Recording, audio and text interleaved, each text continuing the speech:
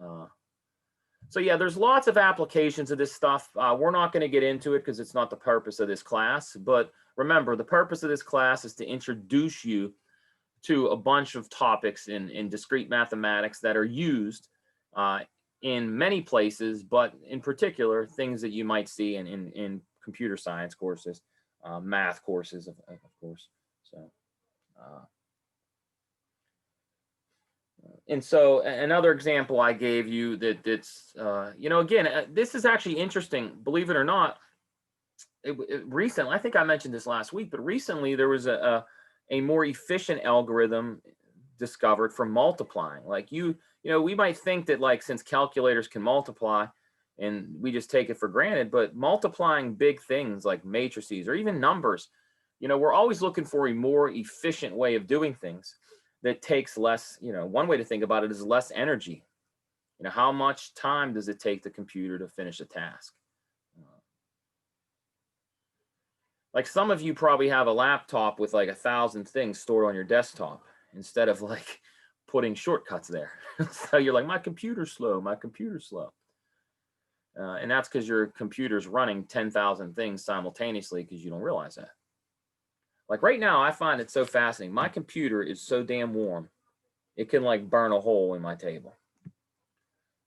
There's all kinds of things happening here. Okay, anyhow, you don't care. But the purpose is when we're asking a computer to complete task for us, whether it's a math task or a real life task, and you know, we're designing software. We'd like to know how long it's going to take to complete the task. And really, there's actually a more important question before we even ask how long it takes. Will it complete the task? That's another important question. So we have this thing in computer science that we talk about, can a problem, is it solvable? Is it not solvable? And then once we discover or determine if it can be solved, then the next question is, how long does it take? So anyhow, if you're curious about any of that, the book has a whole section on that and more sections actually. So you can check into that and read it, but we're just not going to cover it. Does anybody have a question, comment? Okay.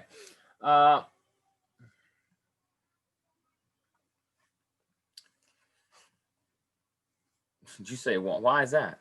Because we did it already? Oh, it's not. It's homework 9, the one that's like we're writing the writing problem. Yeah. Don't forget you have a quiz too. Don't forget I posted a writing assignment and there's a quiz. I don't think the quiz is difficult, but maybe you'll disagree with me.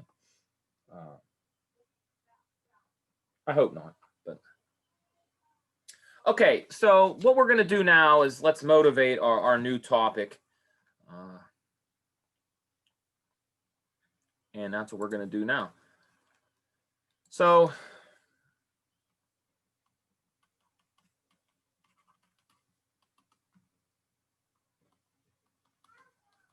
we're going to give you an introduction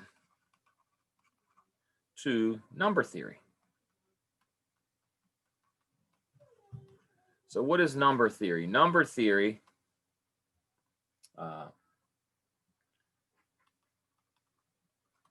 this is the study of integers.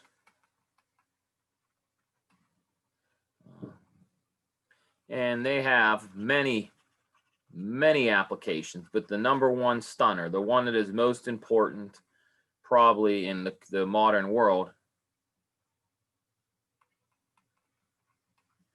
is what's called cryptography. Let's make sure I don't spell it incorrectly. So if you don't know what that means, like I alluded to it before, it has to do with passwords and secure. How do we make technology secure? These are the things that or that's sort of the name that encompasses all that.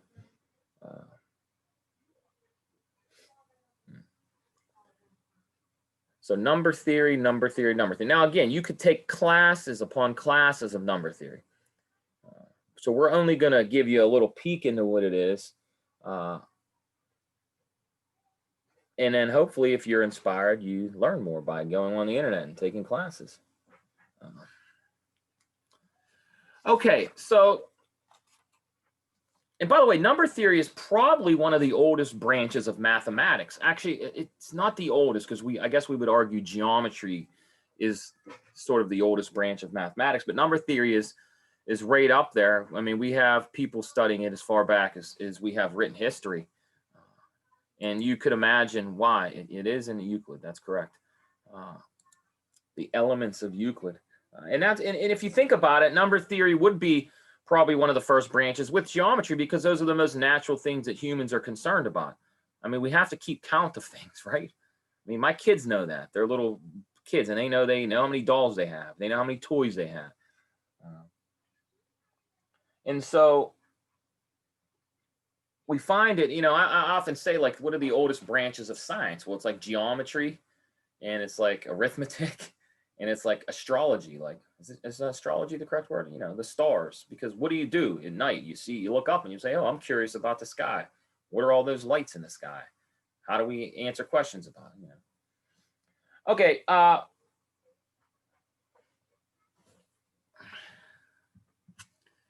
Here we go. All right. So the key idea about integers that gives us information is to study. So it is very useful to ask, given an integer,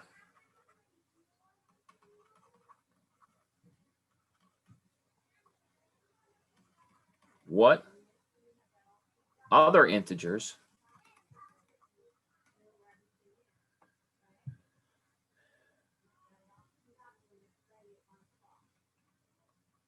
can be. I guess that's a weird way of saying it. I don't want to introduce terms until we sort of, all these terms that we kind of use, like divisors and stuff like that, or factors, we kind of use without properly defining. We use them in sort of our normal, English discussion, or whatever you want to call it.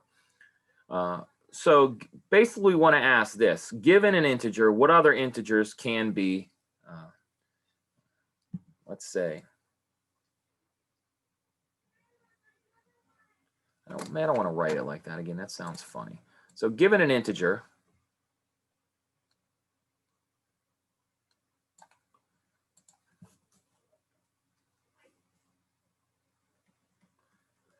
whoa. Given an integer, what is happening? We're having a meltdown today.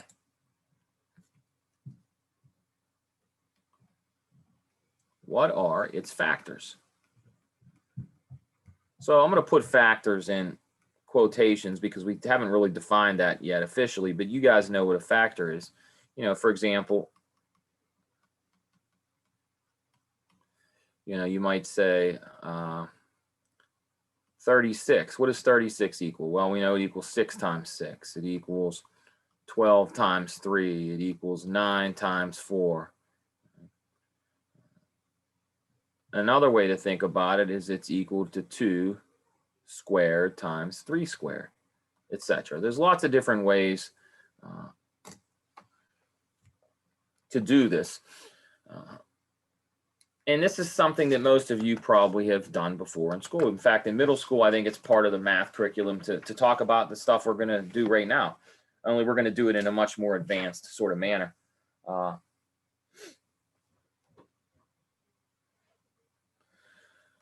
So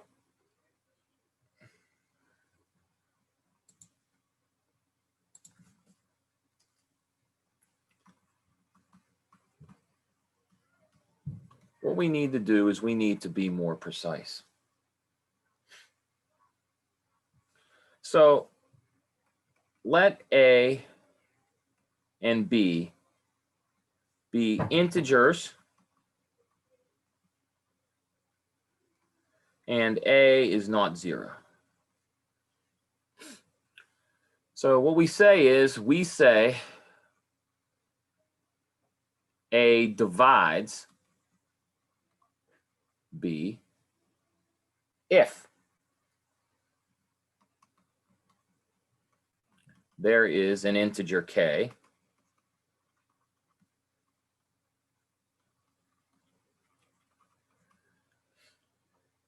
such that what? Well, what does it mean? You know this. We say that 5 divides 20. Why do we say that 5 divides 20? Because we know 4 times 5 equals 20. So if we can find an integer k such that a times k equals b, we say that a divides b.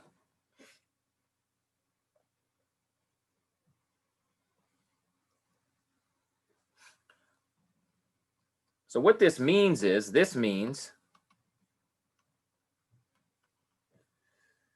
when we take b over a, if we divide b into a, we get k, which is an integer.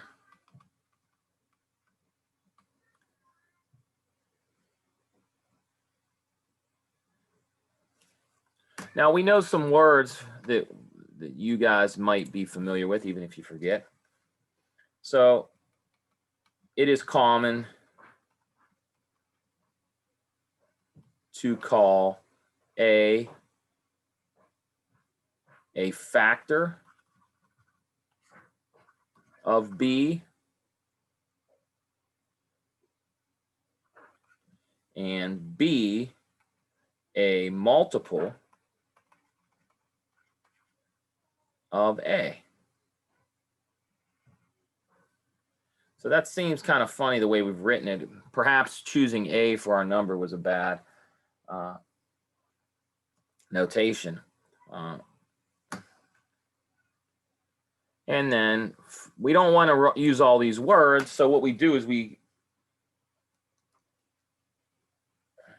write the following. We write a with a vertical bar b when a divides b.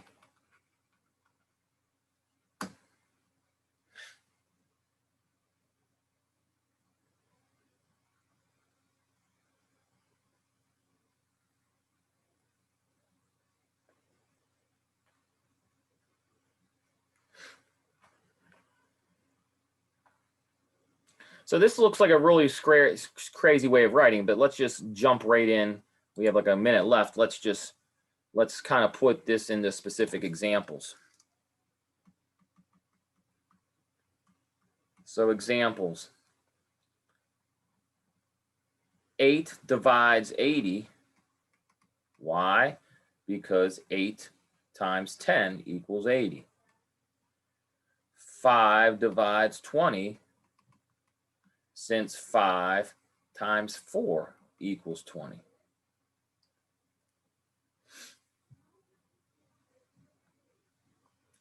Four divides 26, since 4 times 6 equals, 26, 24. Oy vey, losing my mind.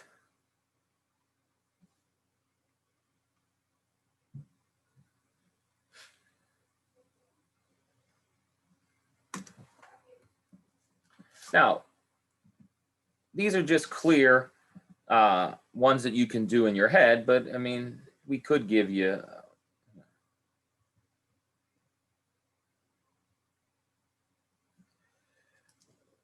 we could say 47 divides 2,491, since 47 times 53 equals 2,491.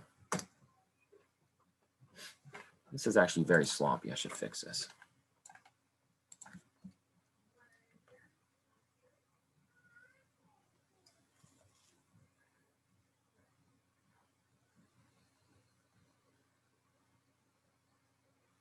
Does anybody have a question about this?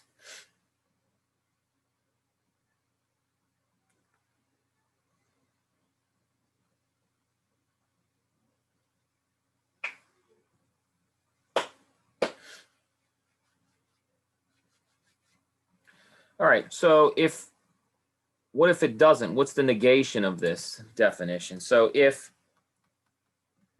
A does not divide B, we write we put a slash through it.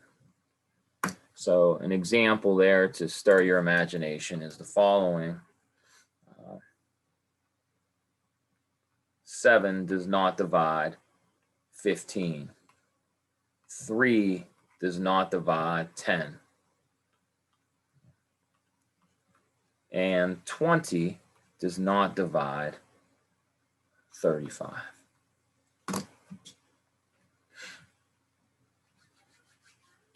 So what we're setting the stage for is that it turns out the study of integers is very much based on asking these questions. What numbers divide which numbers?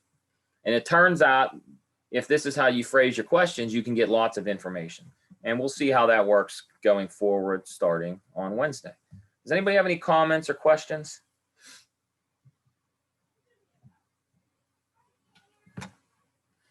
All right, well, if you guys do not have any questions, it's time to go. Thank you very much. Don't forget to do the quiz and send me any emails if you have any issues with anything else. All right, guys, take care. I will talk to you on Wednesday, if not sooner. Bye now.